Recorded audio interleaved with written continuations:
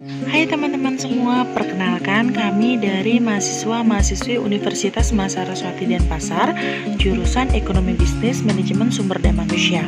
Nah, dalam video ini saya selaku perwakilan kelompok akan membahas tentang materi SIM demi memenuhi tugas mata perkuliahan kami.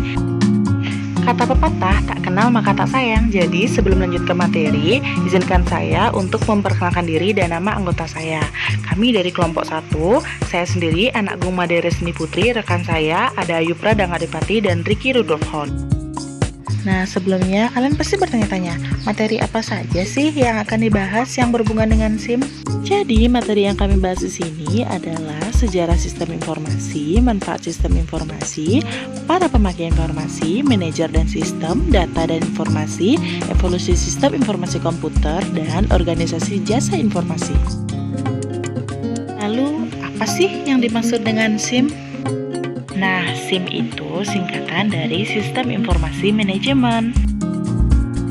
Sistem berasal dari bahasa Latin sistema dan bahasa Yunani systema, yang berarti suatu kesatuan yang terdiri komponen yang dihubungkan bersama untuk memudahkan aliran informasi, materi, atau energi. Sedangkan informasi adalah proses lebih lanjut dari data yang memiliki arti bagi pengguna untuk pengambilan keputusan. Jadi, sistem informasi dapat dikatakan sebagai sistem yang dibuat oleh manusia yang terdiri dari komponen dalam organisasi untuk menyajikan informasi bagi pengguna.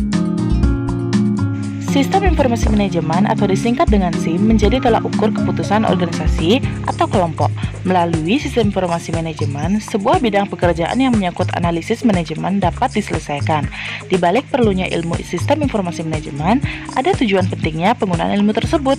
3 tujuan penting yang harus dicermati dari sistem informasi antara lain untuk perhitungan harga, perencanaan, serta pengambilan dari keputusan. Dengan memegang 3 tujuan tersebut, maka analisis yang dilakukan dapat dikerjakan dan ditemukan penyelesaiannya. Ilmu sistem informasi manajemen terbilang dapat diterapkan secara luas, tidak hanya dari manajemen sendiri, dapat pula dipelajari dalam ilmu kedokteran, pendidikan, industri, dan lainnya. Lalu, apa ada manfaat dari sistem informasi manajemen? Sistem informasi manajemen memiliki banyak manfaat baik bagi pihak manajemen maupun untuk organisasi keseluruhan. Adapun manfaat sistem informasi manajemen seperti yang pertama, meningkatkan efisiensi dan efektivitas data secara akurat dan real time. Yang kedua, memudahkan pihak manajemen untuk melakukan perencanaan, pengawasan, pengarahan, dan pendelegasian kerja kepada semua departemen yang memiliki hubungan atau koordinasi. Yang ketiga, meningkatkan kualitas sumber daya manusia karena unit sistem kerja yang terkoordinasi dan sistematis. Yang keempat, meningkatkan produktivitas dan penghematan biaya dalam organisasi. Adapun pengguna sistem informasi, pengguna dan pelaku sistem informasi manajemen ada 3 kelompok, yakni yang pertama ada manajer yang terdiri dari 3 tingkatan.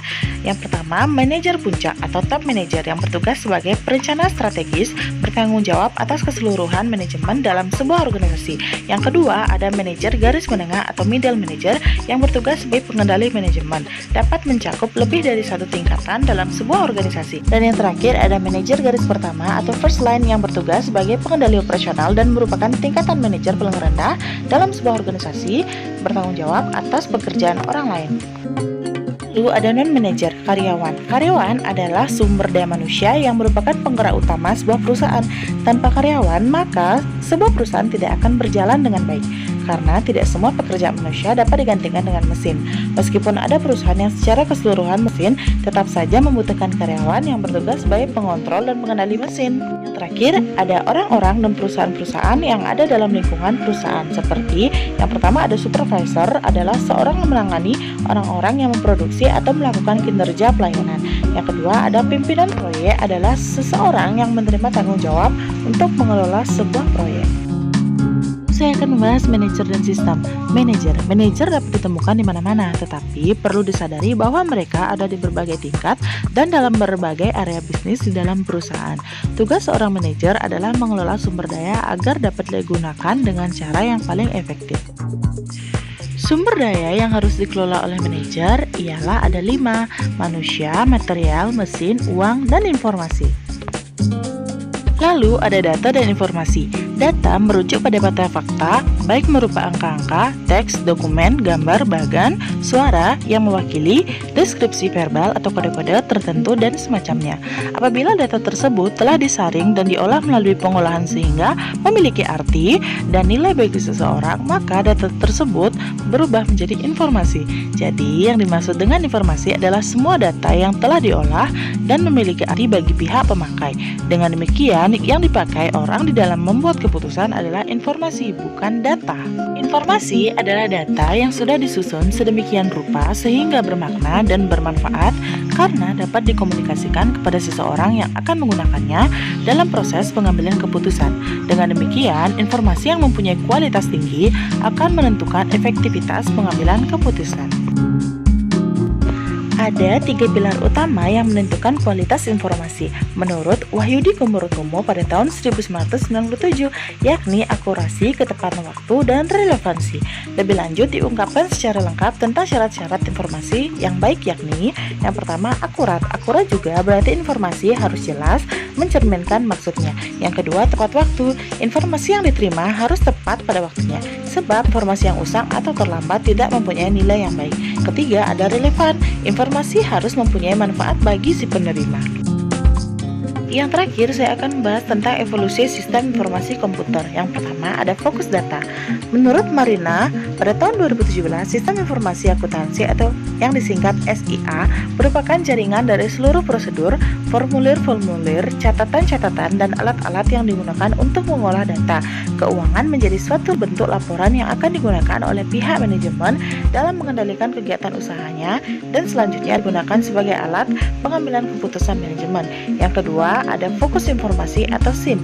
Sistem informasi manajemen atau yang disingkat SIM adalah sistem yang menyediakan informasi untuk kebutuhan pimpinan tingkat menengah manajer, baik pada unit-unit kerja maupun pada sub-unit dalam lingkungan organisasi, menurut Ahmad dan Munawir pada tahun 2018.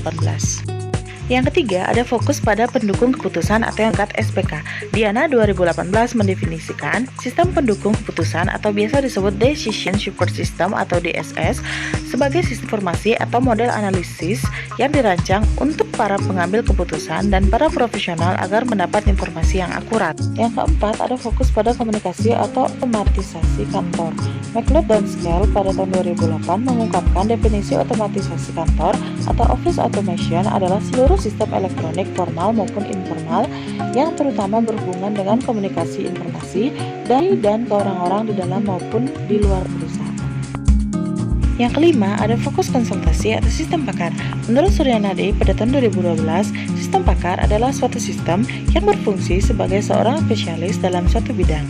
Misalnya, sistem pakar dapat menyediakan bagi seorang manajer sebagian bantuan yang sama seperti yang diberikan oleh seorang konsultasi manajemen. Yang terakhir, saya akan bahas tentang organisasi jasa informasi. Organisasi jasa informasi adalah unit perusahaan yang bertanggung jawab atas sebagian besar sumber daya informasi, dapat dinamai berbagai macam, termasuk divisi SIM, departemen SIM, IT, dan IS. Nama jasa informasi telah menempatkan pada tingkat hierarki yang sejajar dengan keuangan, sumber daya manusia, manufaktur, dan pemasaran.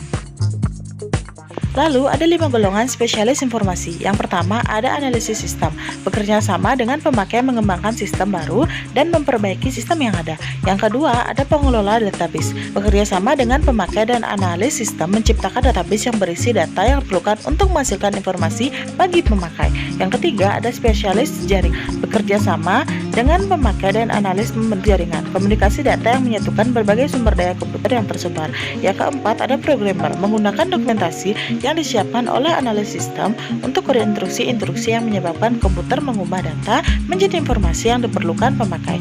Yang kelima ada operator, menangani peralatan komputer mainframe dan komputer ini operator memantau layar komputer, mengganti ukuran-ukuran kertas printer, mengelola dan ke konsumen, serta melakukan tugas-tugas operasional lainnya. Lalu, apa kesimpulan dari materi sistem informasi manajemen ini? Kesimpulannya ialah sistem informasi merupakan sebuah susunan yang terdiri dari beberapa komponen seperti orang, aktivitas, data, perangkat keras, perangkat lunak, dan jaringan yang terintegrasi yang berfungsi untuk mendukung dan meningkatkan operasi sehari-hari sebuah bisnis. Juga menyediakan kebutuhan informasi untuk pemecahan masalah dan pengambilan keputusan oleh manajer.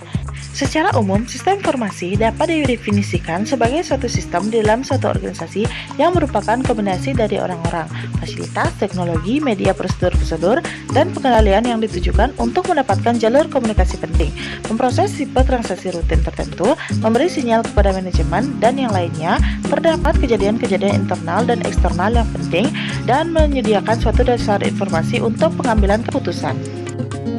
Nah, sekian materi dalam video ini yang kami dapat sampaikan. Kami mohon maaf jika ada salah kata dan kekurangan materi yang belum kami sampaikan. Semoga materi ini bermanfaat bagi kalian semua. Terima kasih.